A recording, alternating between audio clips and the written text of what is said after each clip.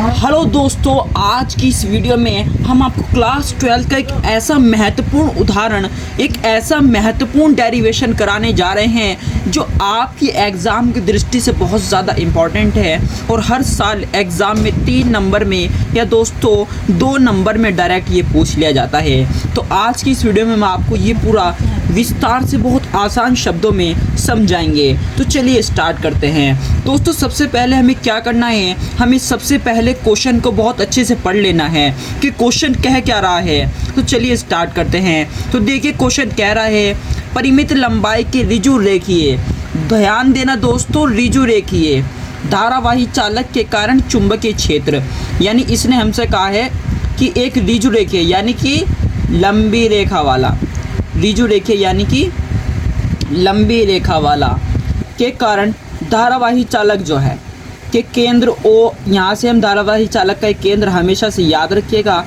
एक केंद्र होता है के कारण चुंबकीय क्षेत्र, यानी इस केंद्र पर चुंबकीय क्षेत्र, इस चुंबकीय क्षेत्र जो होगा दोस्तों हमारे पास हो जाएगा P।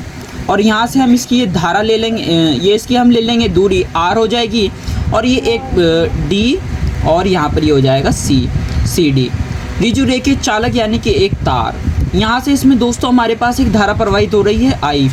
तो इसमें क्या है दोस्तों, जितना आप लिख सकते हैं कि माना एक तार CD है जिसमें धारा I प्रवाहित हो रही है, जिसके बिंदु P पर O से केंद्र बिंदु पर R दूरी पर चुंबकीय क्षेत्र है, जो धारा के व्युत्क्रमानुपाती, जो भी धारा है दोस्तों वो धारा के व्युत्क्रमानुपाती और दूरी के धारा के समानुपाती, ध्यान दीजिएगा दोस्तों, वो धारा के समानुपाती और बीच की दूरी के व्युत्क्रमानुपाती होता है। चलिए एक बार हम आपको लिखकर बता देते हैं बहुत इजी तरीके से, ध्यान से देखिएगा दोस्तों, लिखने वाली बात आप सारी हमारी लिख सकते हैं।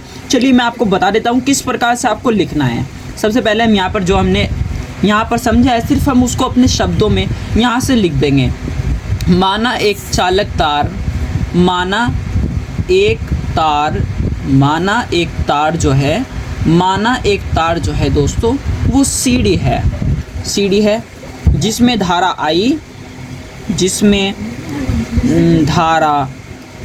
जिसमें धारा I प्रवाहित हो रही है, इसमें धारा I प्रवाहित हो रही है, ठीक है, धारा I प्रवाहित हो रही है।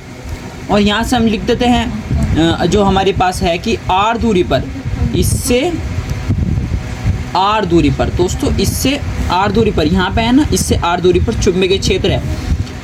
R दूरी पर किस पर, P पर उत्पन्न, R दूरी पर P पर उत्पन्न, इससे R दूरी पर, यहाँ से हम लिख देंगे R दूरी पर P पर उत्पन्न चुंबकीय क्षेत्र, वो क्या है, वो P पर उत्पन्न चुंबकीय क्षेत्र जो है दोस्तों, चुंबकीय क्षेत्र P पर उत्पन्न चुंबकीय क्षेत्र वो B धारा के, ध्यान देना दोस्तों, B धारा के समानुपाती, यानी कि डायरेक्ट प्रोपोर्शनल समानुपाती और दूरी के व्युत्क्रमानुपाती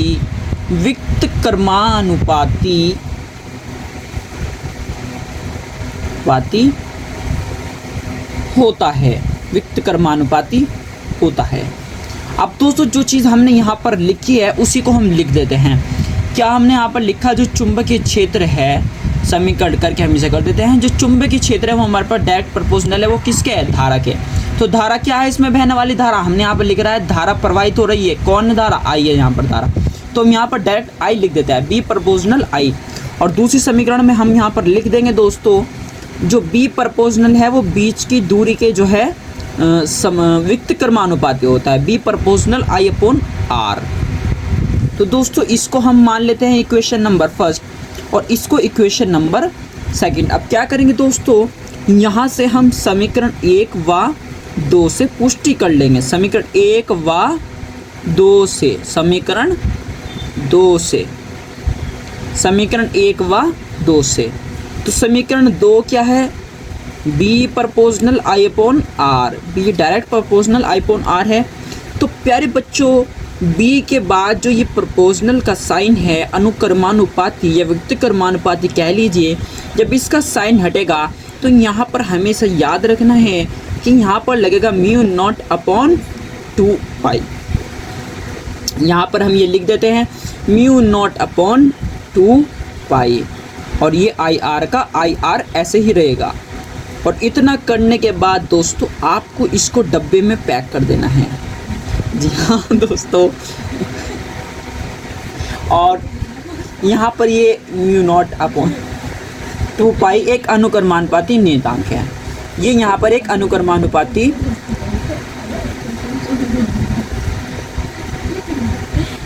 या समानुपाती नियतांक। तो आज की ये वीडियो आपको कैसी लगी हमें कमेंट करके ज़रूर बताइएगा, और प्यारे बच्चों इसका एक स्क्रीनशॉट भी ले लो और कमेंट करके ज़रूर से बताइए। बाय, मिलते हैं किसी ऐसी नई वीडियो में।